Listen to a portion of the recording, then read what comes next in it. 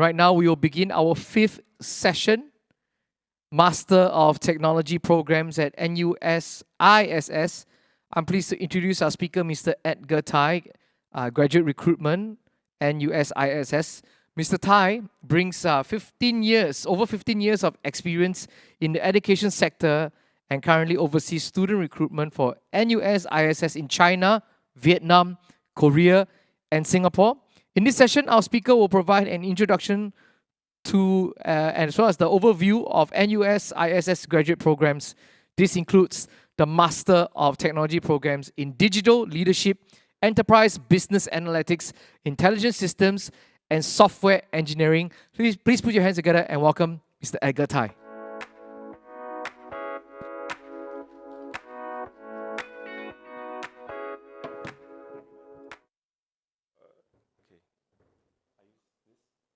Okay, hi everyone. Good afternoon. Thank you for joining us this evening. This afternoon.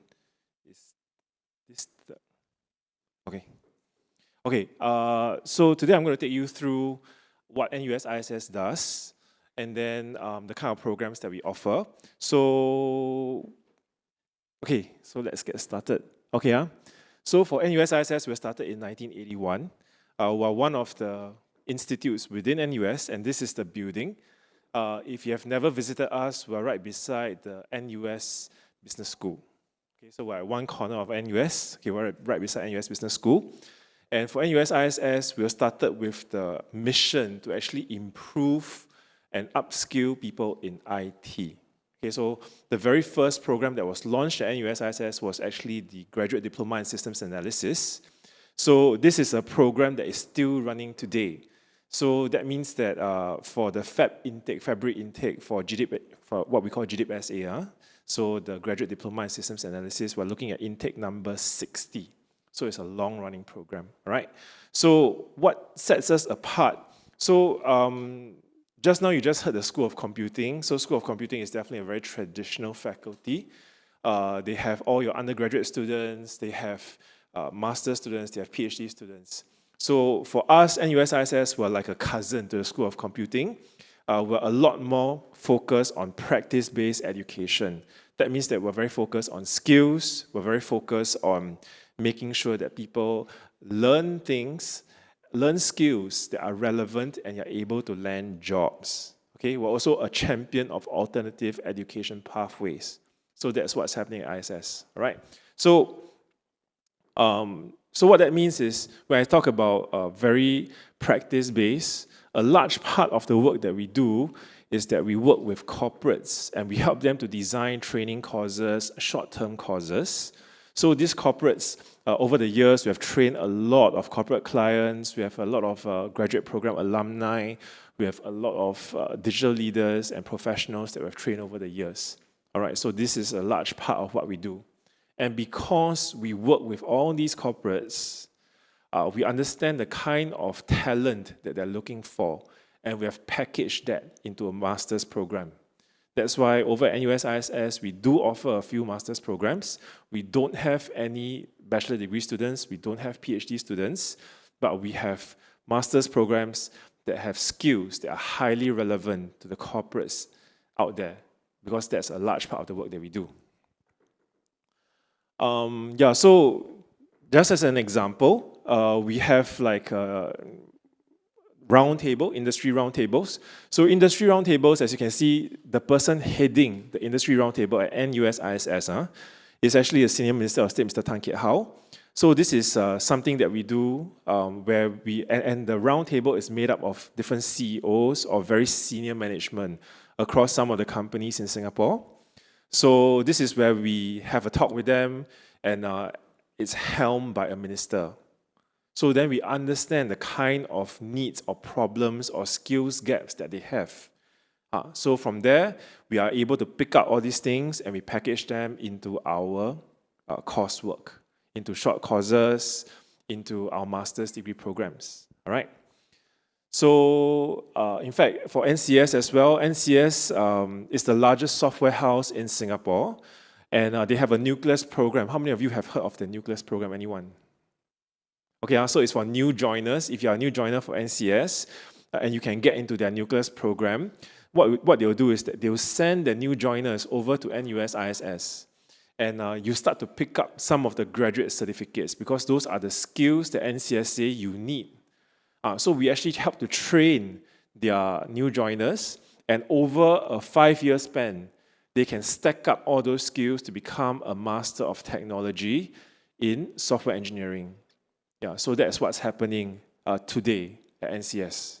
Okay, so we have such programs. And we are also, in fact, we have a digital academy that's sitting in ISS. That's the certification body for GovTech. So so GovTech is the whole of government, the IT side of government. And they have and in order to work with GovTech, in order to work with the Singapore government, you must be certified.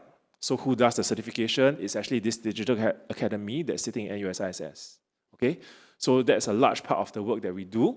And for that, we also have some master's degree programs.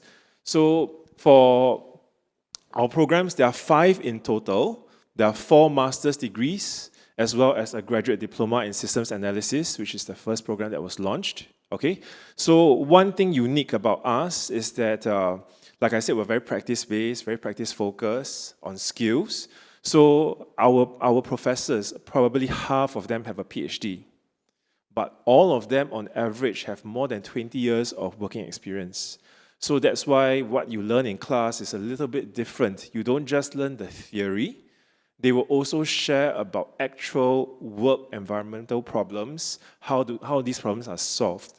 Okay, so I think that's quite unique because that's something that can't be picked up from a textbook. All right, so that's what sets us apart for NUS-ISS. Yeah, so all of them have quite a lot of working experience. So for the programs that we have a graduate diploma in systems analysis, and we have 4 Master of Technology programs. Enterprise Business Analytics is the program that is in data science. Okay, so it's a data science master's. We have AI systems now, artificial intelligence. Yeah, so that's also a key area, a very, very hot area. Software engineering. So software engineering encompasses the platforms as well as cybersecurity modules. And we have digital leadership masters. So this digital leadership masters, we call it MDL for short, is a program that is more like an EMBA level program. It attracts people at the C level. So we have CTO, CEO, CIO, of course, some of the MDs, AVPs, VPs. These are the kind of people who make up the class. All right, so that is a kind of like an EMBA in IT, kind of like, there's actually no equivalent. So I'll run through that in detail later. Okay, so first things first, the graduate diploma. To run through with you, the graduate diploma program is our tech conversion program. Okay, it's a tech conversion program. It's targeted at people who want to switch into the IT industry. Okay, so this is where we teach you the programming. You want to switch into IT, of course, the very, very first thing that you need to pick up is programming. So we're going to teach you different programming languages. And this is a program that is the longest running program at NUS-ISS, and we're very proud of it because it's got a very strong focus on really getting people to work in the IT field. Okay, it's really about the mandate for the program is to make sure that we have enough tech talent in Singapore. And that's why it's been running for so many years. In fact, the very first intake, so SA1, the very first intake of this program was made up of ministers because they were the first batch of people who needed to understand the kind of skills required in the tech industry back in the day. Yeah, so that's the very first intake. So imagine today we're looking at intake number 60. So if you want to switch into the tech industry, there are 5 different modules that you have to cover, 5 different graduate certificates. We call them grad certs. Okay, so you have to cover. And today, the base programming language that you're going to learn is Java, because a lot of jobs today require Java. All right, so that is the very first thing you're going to learn. You are in fact going to kick off with 30 days of Java. Okay, so after that, we'll take you through software design, where you learn about user experience, how to draw boxes, the entire mapping, user journey mapping. That's what you're going to learn. You're going to learn about software development, for example, Agile and Scrum. So these are the kind of things you're going to learn. Then we go back to Java again, where you have the web application. You learn about HTML. You learn about React.js, things like that. So these are the kind of tech stacks that you're going to pick up. And all these tech tools that you're going to pick up are the ones that have been carefully curated so that they can land you a job. All right, so you also pick up Android, you pick up Python. Python is for machine learning. It's like an introduction to AI. So all these are the kind of modules that you pick up. And this will give you a very strong foundation so that eventually you're able to land a job as a software developer or working as whether it's front end, back end, full stack, whether you're doing DevOps, DevSecOps, MLOps. So there are lots and lots of jobs that are available across the board. And this course is the one that will allow you to transit into those roles. Okay, so after you are finished with 5 of these modules, grad certs, then you're going to go on to our capstone and internship. So yes, this program also has an internship component. This is a 1-year full-time program. So there's no part-time option for this. This is 1 year full-time only. So if you're serious about transiting into the tech industry, but also serious about getting you there, this is, because when it comes to IT, it's all about speed. Because if you talk about the kind of modules that you pick up, the content, of course, we can drag this out to a 1.5-year part-time or 2-year part-time program. But is what you learned 2 years ago still relevant today when you graduate? So that's the reason why this is a 7-month study followed by a 5-month internship. It's a 1-year full-time program only. Yeah, so this is where we really want you to pick up all the relevant skills, bring your skills up to a level that the industry can accept, and it's enough to get you a job. And then we put you out for an internship for 5 months so that you're able to really learn on the job and see whether what you studied is applicable. So that's what we want for you. So you go out there, you do a 5-month internship, and you're done with the program.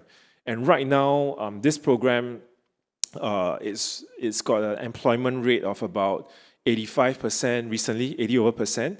And that 80% actually includes our international students. Yeah. Because this is a full-time program, of course, there are international students inside the program.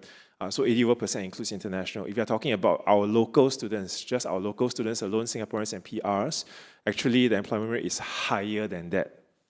Of course, we don't publish it as 100%, but it's always close to 100% for our locals. Okay? So that's the graduate diploma for you. Next one is the data science program. So data science, business analytics. Okay, so just now that program and this program, so these 2 programs, we do not have a restriction on your background. Anybody with any background can apply. For tech conversion, of course, usually the people who don't apply to that are those people who already have a computer science background, right? That's quite logical. You already know your programming, you should not be applying for the grad dip. But then for anyone else, people usually who have an engineering background, you have a law, business degree, and then you want to convert, or pharmaceutical, and you want to convert into tech, then the grad dip is for you. Okay? So for data science, similarly, we don't have any restriction on the background. Most people can apply. And this is a data science degree. That means that we will take you through the business analytics cycle. That means we'll ask you to take a look at business problems. Then, from the business problems, you look at the data related to it, you clean up that data, you learn the models, and you put the data into a model to do testing. From there, you come up with a predictive answer, and then you're trying to solve that business problem. And it goes into an iterative process. Okay, so that's the business analytics cycle. So we're going to take you through that cycle. So for our master's degree, it's a little bit different. Okay, so the Master of Technology. So all these Master of Technology degrees, as well as the graduate diploma, they're all conferred by NUS. It's not conferred by NUS-ISS. This is a National University of Singapore degree. So for the master's degree, you need to complete 2 fundamental grad certs. So each grad cert is made up of 3 to 4 modules. Okay, so you complete 2 fundamental grad certs, and then there are 4 specialist grad certs, you choose 2. So to complete the master's degree, you need 2 fundamental and 2 specialists. Okay, so that's how it works. So the master's degrees are available in a full-time format as well as a part-time format. The full-time is also 1 year, the part-time is 2 years. Okay, so and for the the master's degrees for part-time, the class schedule, I would say, is really, really good. You only need to attend class 1 day a week, Saturday. Only 1 day a week.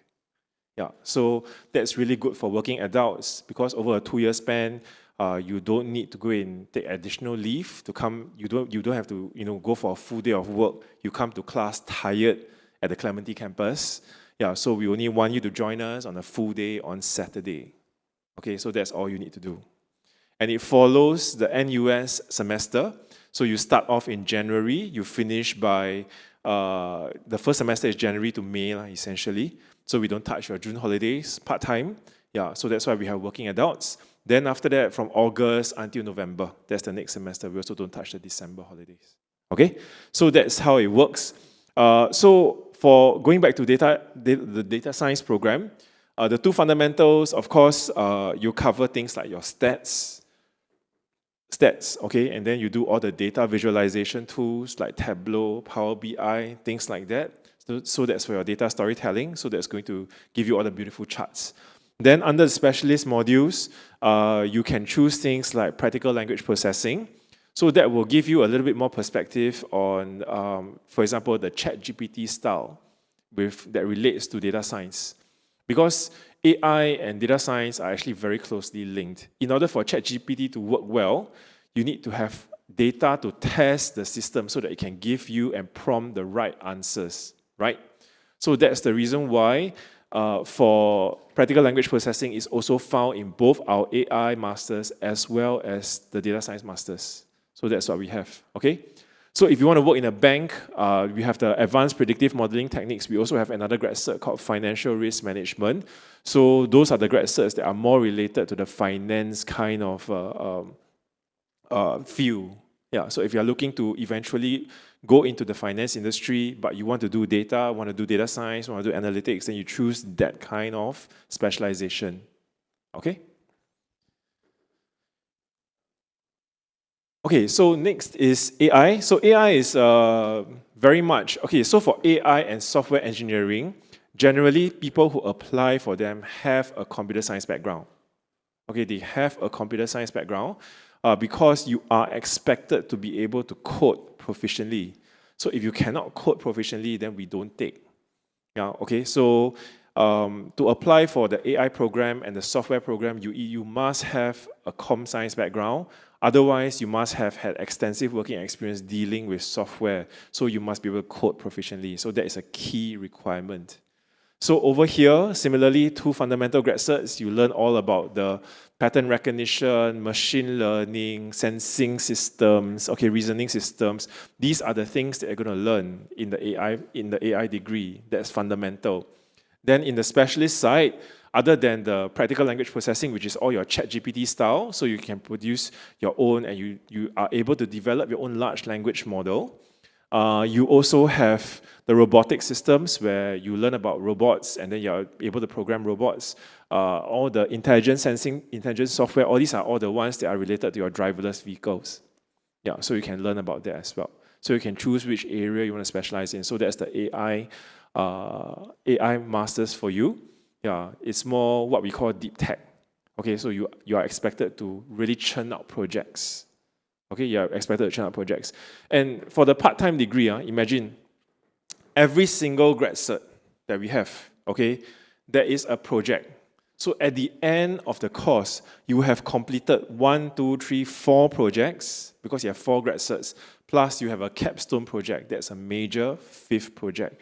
So we will build the project up in terms of intensity, in terms of requirements, all the way until your capstone, where you are delivering a full-on project that is a crystallization of all the knowledge that you pick up during the course. Okay? So that's what's going to happen for the AI masters. Okay, so the other one to share about is our software engineering masters. This is the last of the technical masters that we'll share. So for software engineering, this is the masters that revolves a little bit more around cybersecurity and platforms. So normally this masters really attracts all our software developers and engineers. Yeah, because it's a really good deep dive into the areas of of the rest of the tech field outside of AI. Okay, so this is something that I think is really interesting, because if you talk about robotics, let's say you want to program one robot. Okay, you want to program one robot, use AI. I think that's okay. Yeah, that's pretty normal. But now with software engineering, we're talking about software architecture. So you're talking about 10,000 robots. How then do you deal with that? So that requires proper architecture. And so that is something that's unique to software engineering. And not only that, we have this securing ubiquitous system. So that is the cybersecurity module. So that area allows you to specialize in cybersecurity, which is really important today. Because going forward, the next leap in computing tech is quantum computing. Yes, everyone knows? Yes, so quantum computing. So once you reach quantum computing, all your security protocols have to change. Because what used to take 1,000 years to hack into a system now requires 10 hours. Yeah, so all your security protocols have to change. So that's why cybersecurity will be very relevant and even more important going forward. Yeah, so now it's not an arms race, it's a tech race. Not only that, over here in the software engineering masters, we also deal a lot with platforms. So we have designing and managing products and platforms. We have architecting smart systems. These are the kind of specializations you can choose. And so it's really, really important because platforms are pretty much everything that we use today. Yeah, because Amazon is a platform. Netflix is a platform, yes? Yeah, so they're all platforms. Taobao is a platform also. So a lot of things are all platforms. So that means that if you are able to specialize in platforms, that gives you an opportunity to look for jobs in all these kind of companies because they deal with platforms. They need the platform architecture. You need to be a software architect. So when you take a software engineering master's level, when you graduate, you're not going to be a software developer. Okay, you are not going to be a software developer. We are looking to specialize so that you can be a software architect. You're looking at that level, you're going up. Okay, so it's quite different. Yeah, you're looking at being a platform engineer. Yeah, where you're really dealing with scalable platforms. Because if your platform is just 10 people, 100 people, 1,000 people, 10,000 people using, that's nothing much. But imagine for Amazon, for Netflix, it's not 10,000, it's a few million people using. So that has a lot of complexity behind it. Okay, so software engineering today is still very, very relevant. Okay? Okay, so the last program that I'm going to share with you is actually the Master of Technology in Digital Leadership. So this is our, what we call our, kind of, like I mentioned, there's actually no equivalent program in Singapore, but this is kind of like an EMBA in IT. So the average age of the class is about 36 to 40, roughly. Okay? So that's why it's like an EMBA level program, 36 to 40. The class makeup is usually made up of people who are C-suite. You have all your CEO, CIO, CTO, you have your MDs, you have your senior managers and upwards. So roughly, that's the kind of class makeup. They come from all sorts of backgrounds. They could come from tech industry, they come from healthcare, they come from the finance industry. So they have different types of industries that make up the class. And they also attract a wide range of nationalities, not just the locals. Okay? So the previous intakes, we have had people from Belgium, from US, from France, from Vietnam, from India, from Indonesia. So quite a nice balance across the entire class. So this is the class where people go in, they do networking. Yeah, so that's the kind of class they're looking at, but more in the digital space. So in this course, you don't do deep tech, so there's no programming. This is the course with no exams. No exams, no programming. So they do a lot more things on strategy. They do a lot more things on governance, on managing complexity, on things like change leadership. Then innovation by design is essentially design thinking. So we want you to be able to change the way you think when it comes to approaching organizations and how to manage digital transformation. All right, so this is a program that also includes a leadership capstone. So usually you form a group, and then one of your group members will sponsor a company project, and then you all work on an actual solution, okay, a digital transformation solution. All right, so that is the MDL program for you, Master of Technology in Digital Leadership. And roughly, that's all the programs that we have at NUS-ISS. So 4 different masters plus the grad dip. Okay, so right now there's also a very special pathway for our grad dip students who join us. Okay, after graduation, if let's say you're able to get a CAP score of 3.5 and above, okay, 3.5 and above, then there's a true train pathway to our AI and our software engineering masters. So that means that if you're able to get hold of a score of 3.5 and above, when you apply for the AI and software engineering masters, then you will get a waiver of the entrance test and you get a waiver of the interview. Otherwise, as part of the admissions process for our master's degree, you are required as locals to sit for an entrance test. You will come to NUS-ISS, you have to pass an entrance test, and then there's still an interview component. Okay, there's still an interview component before you get the offer letter.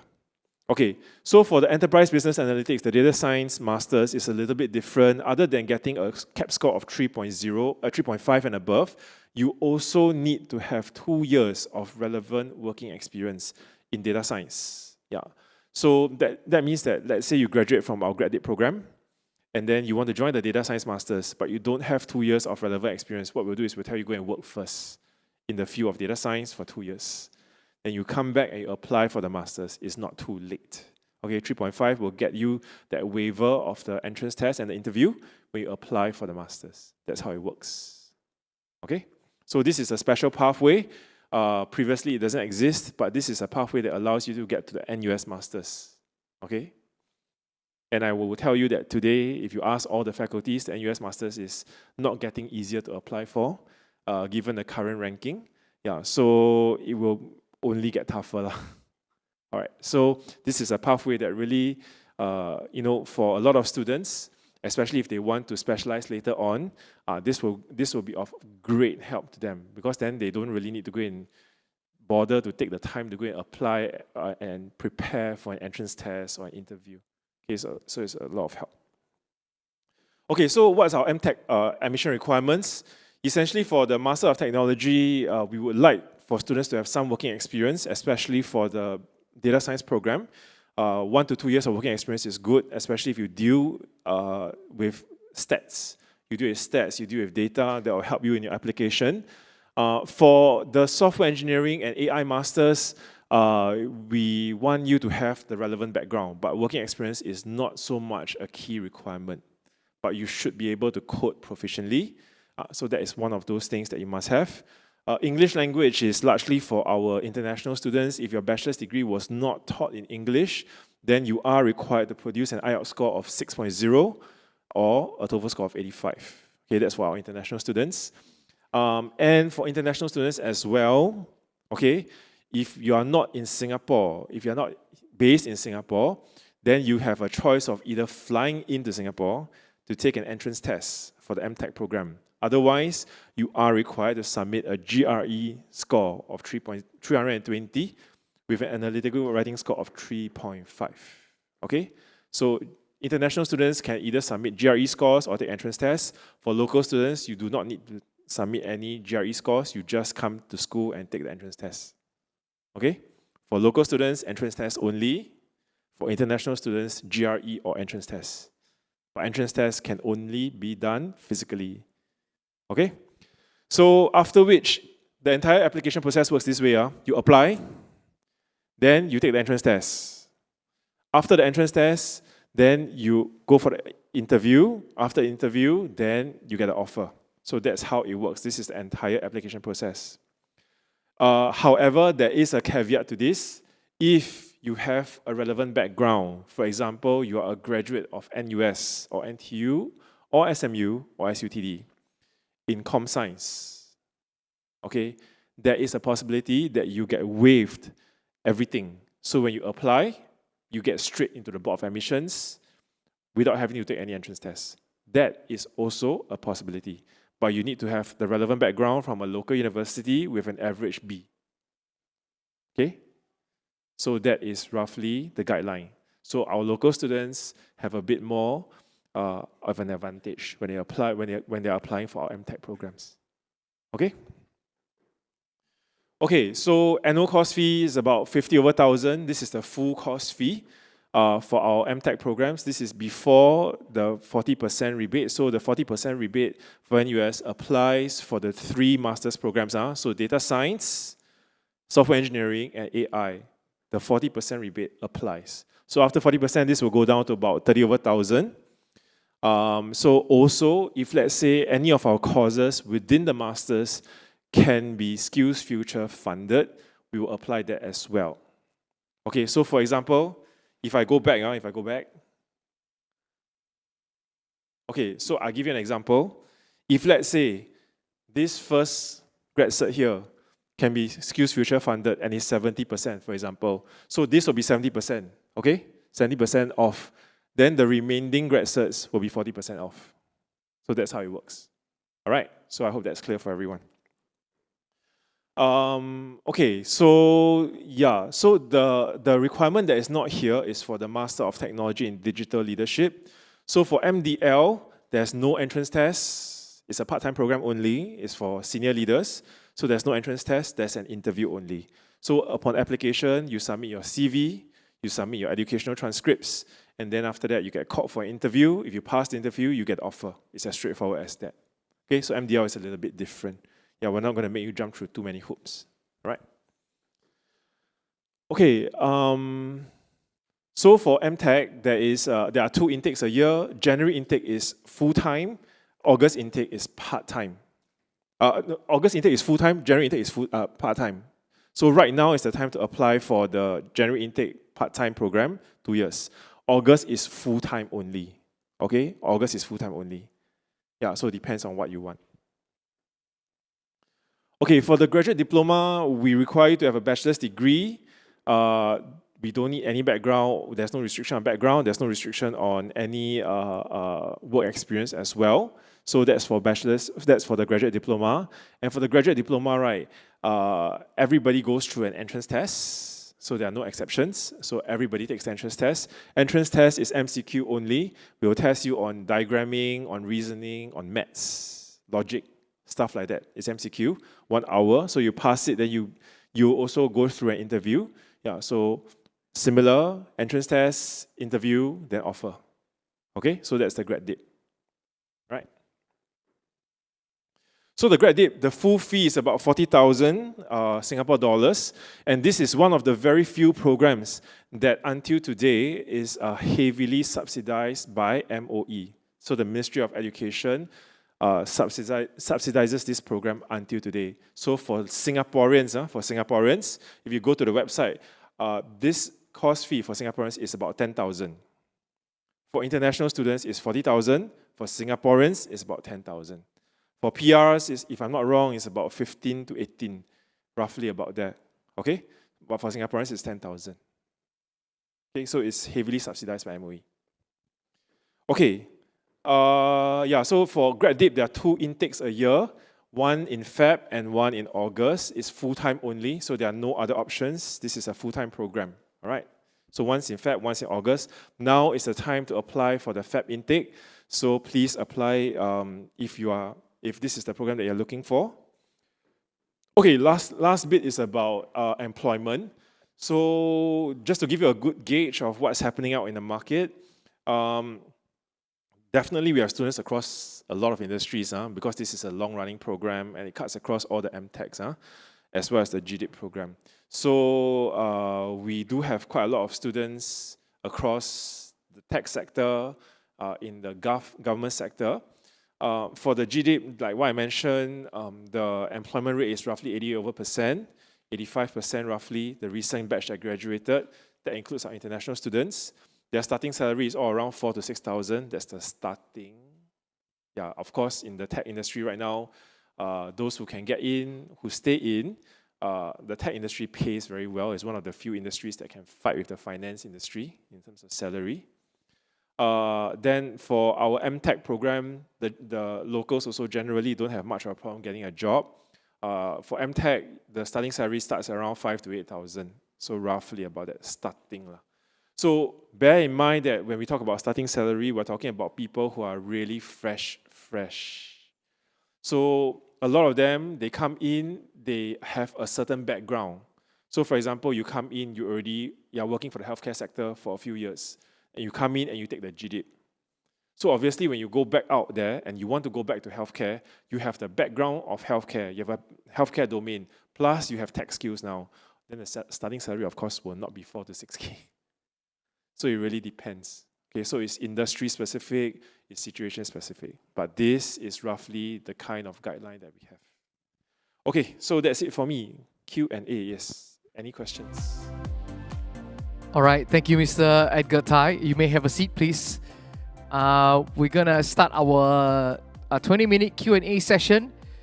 Of course, those of you who are familiar, this is the QR code. If you are joining us online, you also scan the QR code and you can participate. You can scan it right now and ask your questions. But those of us who are here on site, you can walk over to the microphone that's right in the middle here and ask your question. And of course, our speaker here will answer it.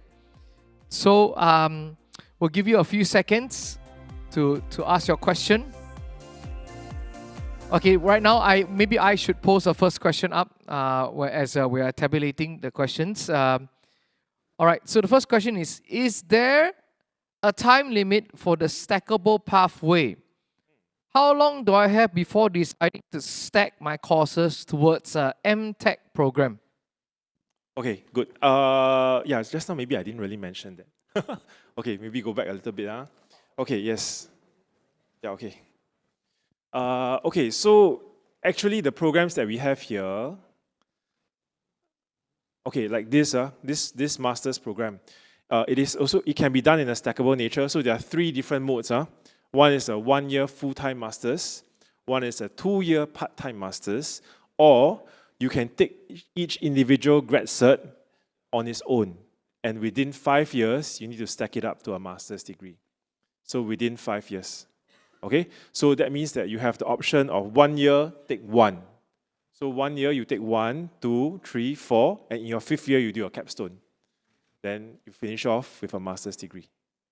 So our programs can be done in a stackable format, and every single grad cert actually maps to certain job roles. All right? So yeah, good question. So, okay, I shall go to Poll EV. There's one question here is, does the Master of Tech in Enterprise Business Analytics offer any course rebates or skills future subsidies for self-funded SC? Yeah, so like I mentioned, if let's say you're taking the EBAC program, the Enterprise Business Analytics program, yes, if you're self-funded, then you're taking the entire program. Right now, you're offered the 40% rebate. Yeah, 40% rebate. Yeah, for the whole course. Yeah, if you're local, Singaporeans and PRs, you're offered the 40% rebate. For international students, I'm afraid not. So that's the full program fee for international students. Yeah, unless you're NUS alumni. So if you're an international student and you're NUS alumni, then you're 20%. Yeah, so that applies. Okay, so I hope that helps. Okay. Anybody got a question you want to ask? You can raise your hand and go to the microphone. Anybody? Okay, never mind. I'll go to Poll EV. Says here, I have a Bachelor of Technology in Computer Science Engineering with specialization in AI and ML. For Master of Tech in AI, is it compulsory to have work experience? What would be the relevant admission requirements for me? Is the GRE compulsory? A lot of questions. Thank you. Okay, so answer is that this program is definitely suitable for someone who wants to, I would say, look at the program and the course content first. And then from there, you look if you have already covered that in your bachelor's degree. If you haven't, and this is new to you because we update the curriculum, then yes, this is okay for you. And then when it comes to the GRE, is not a requirement if the student is not an international student. If you are local, then you do not need GRE. You come in and sit for the entrance test. If you're international, then you should submit GRE. Yeah. If you're an international student and you're applying for MTech program, full-time, then you have an option of submitting GRE or you sit for the entrance test. Okay, so only for MTech. GDIP-SA, there is no GRE requirement. For MTech, there is a GRE requirement. I don't know if they got that. Silence means yes. But here's a follow-up question. So what should I prepare for the MTech Data Science entrance test? Okay, so actually on the website, every single program, there's a sample of the entrance test questions on the website. But generally speaking, for data science, we want you to prepare maths and stats. So you must be familiar with stats, all your regression analytics, your chi-square, t distribution, things like that you should be familiar with. Yeah, because when it comes to data science, you must be comfortable with stats. Of course, on top of that, we'll test a little bit on the reasoning and logic kind of thing. Yeah, so that is for the data science masters. For AI and for software, then they'll test you on programming. On top of all these things, they'll test you on programming. Less stats, more on the programming side of things, also a little bit of maths. Yeah. Then for the graduate diploma, the entrance tests, no programming, no stats, but maths, diagramming, and logic, reasoning, things like that. So they'll give you a diagram, they'll ask you to analyze the diagram, and then there'll be a few questions, and you pick out the answers on MCQ. All right, so all the programs have a sample of the entrance test on the website. If you have any questions, you can come to me at the booth after this, and then you can ask us more questions, and we'll show you the entrance test sample. Yeah, you hear that? They'll show you the entrance test sample, okay? Next one. Will the capstone projects or internships be self-sourced or allocated by NUS-ISS? Okay, so let's talk about internships first. So if you join the full-time program, there's an internship. Yeah, because that means that you have quit your job and the full-time program is essentially your job because you'll be in school Mondays to Fridays, 9 to 5. Okay, so that's roughly it. So if that's the case, then the internships will usually be arranged by the school. So we will arrange for internships for you. Yeah. Having said that, if you want to source for your own internships, it's also possible. Because, for example, in the field of AI, we have some students who want to work for gaming companies and we don't have that partnership. So then they go to the gaming companies, they ask for the internship. Of course, the internship job scope has to be approved by NUS. Once it's approved, then they can carry on with the internship. Oh, wow, so flexible, huh? Yeah. Then for capstone projects, capstone projects is a little bit different. Capstone project, usually everybody is working, right? So capstone projects, part-time program, everyone is working. In your group of 2 to 3 or 3 to 4, then somebody usually sponsors a capstone project from their company, and then everyone signs an NDA if it's sensitive, and then after from there, you carry on and you develop the full solution. Okay, so that's for capstone. Yep. All right. Okay, so here also from POEV, for the NCS Nucleus program, would like to know whether the required qualification and background are the same as the NUS-ISS Graduate Programme. Who is the admission team for this application? So this is administered by NCS. So upon joining, then you ask NCS. Yeah, because they are the ones who determine. Of course, before they send us the students, the students are already pre-qualified. They have to be qualified for our MTech first. There's a certain background requirement that they want. But there are still certain skill sets that they may not have. And that's the reason why NCS sends them through this Nucleus program to upskill them to a level that NCS requires. Okay? All right, continue with POEV. What's the difference between Master of Tech in AI offered by SOC versus ISS? Okay, I won't answer for SOC. I'll say that first. I won't answer for SOC. Yeah, whatever I say is going to offend them, so better not. So anyway, for ISS in particular, like what I mentioned, we're far more practice-based. So the key difference, if you look at the brochure, every single grad cert is mapped to a job role. Okay, so whatever we've designed, the entire course is really very practice-based. We want you to pick up skills. So so our students, most of them, whatever we're doing is really to get them to get into the job market. Yeah, so I would say that's one of the key and fundamental differences between what we offer. Yeah. I won't say anything more. Yeah, be careful.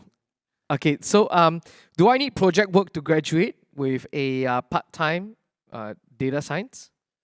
Yes, so as part of the course, the Data Science Masters, there is a capstone program, a capstone project. So that capstone project is the key project. You have to complete it. It is a key requirement. In fact, it's the graduating requirement. Yeah. Okay, anybody, nobody, any questions? Okay, I continue, okay, with Pro EV. Is there any government loans given for all the courses given other than the 20 to 40% rebates? No, yeah, there isn't. So you can apply for different scholarships, especially for locals. Yeah, there are different scholarships available. Please go onto the NUS website, go and look for the different scholarships. Some of them are like IMDA scholarship or OCBC AI scholarship. There are different types of scholarships available. But in terms of government loans, no, not that I know of. Yeah. Okay, still on Pro EV, for web and mobile related architectures, which master's course is recommended? Is there any disadvantage for the part-time and stackable pathways? Okay, so I would say that sounds very much like software engineering, especially when it comes to software architecture. So I think that is the MTech SE, the Master of Technology in Software Engineering, is the course that you're looking for. Between the stackable and the full master's pathway, there isn't much of a, okay, the course is the same. You're taught by the same lecturers, just that you have decided to spread out the entire course. So to me, the biggest disadvantage is that I would think someone who commit to a full 2-year master's part-time would have the advantage of really understanding and seeing the whole landscape, because then you are able to crystallize your skills within a short span of time, and that helps you to, I would say, really specialize in a particular area very quickly so that you can look for a job very quickly. Whereas in the stackable pathway, you are given the flexibility over a 5 years time span. But because you're given the flexibility, what you learn over 5 years could evolve. Yeah. So then there's a certain element of uncertainty there. Yeah. So is the work experience compulsory to apply to the Master of EBA? Yes. Because the next part is, can I apply this now that I am a senior student in the last year of as an undergrad? Okay. I would say generally in Singapore, we encourage our master students to have some working experience. So that is the general trend. Yeah. So if you have some working experience, that'll be better, especially for the business analytics program. They really want you to have some data exposure. Otherwise, when you look at data and they ask you about big data, then the question is how big? Yeah, so nobody really knows. Yeah, because they have never dealt with it. So definitely we want them to have some exposure to data. We want them to have some exposure to, for example, how then do you clean up data? Yeah. So, for example, when you deal with data that, for example, deals with age, right? You have 4,000 lines of data and 4,000 people with different age. Yeah. Then how do you group them into range? What kind of range do you use? Yeah. So that's what the course will teach you. How do you then group the data such that it makes sense and you're able to analyze it in a manner that is useful to the organization? Yeah. So definitely, yes, some working experience is good. Okay. Here, understand that the Master of Tech is stackable as well. What is the max candidature period if stacking modules to the master? And do we have to decide on a full master's or stackable right on the onset of program? Or that means no switching of entry mode allowed? Okay, so if they are, okay, they have to decide from the onset whether they want to do the full masters or they want to embark on a stackable route. Okay, so if you want to embark on a stackable route, that means that you have only registered for one single grad cert. If you want to do the full masters, you have applied and gone through the application process and become an NUS matriculated student. So that's quite different. As a stackable student, you're actually not an NUS matriculated student yet, until you have gone through enough and you decide to convert to the masters. So somewhere along the way, you have gone through a few of the modules, a few of the grad certs, and then you say, okay, I want to become an NUS master's student because I want to finish off the masters. Then you have to apply to be matriculated as a master's student so that you can complete everything. Yeah, so that's halfway through. But having said that, you can only do that once. You cannot start off stackable, apply to become a master's, and halfway through drop back out to become a stackable student. No such thing. So one time only. Okay, my last and final question, which with regards to that. Can I exit the MTech program halfway and be awarded with the applicable graduate certificates? Okay, answer is yes. So our graduate certificates are mapped towards certain job skills. Yeah, so the answer is that there are people who sign up for specific grad certs just to pick up certain job skills. Yeah. So that also means you can complete the MTech program. Yeah, and then down the road, you realize that you need 1 or 2 other job skills. You can come back and just take a specific grad cert. So yes, there are people who join and take specific grad certs because they want certain job skills and they do not need the full masters. So it is possible, yes. Wow, thank you very much, Mr. Edgar Tai. Let's give you a big round of applause, please. Thank you so much for your time. We have already concluded for today's session. Thank you, Mr. Tai. Thank you very much.